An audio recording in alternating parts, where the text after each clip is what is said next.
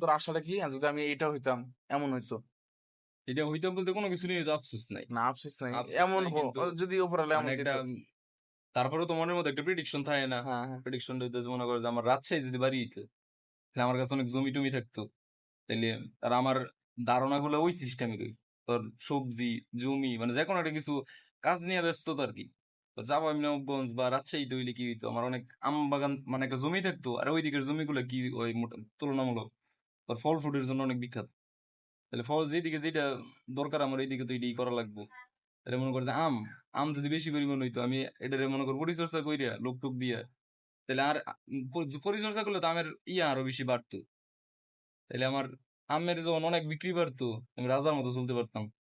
10-20 বিঘা জমি থাকতো, শালা আম বিক্রি করতাম আর সারা বছর চলতাম, আম লিচু আর কি বন্ধু কর।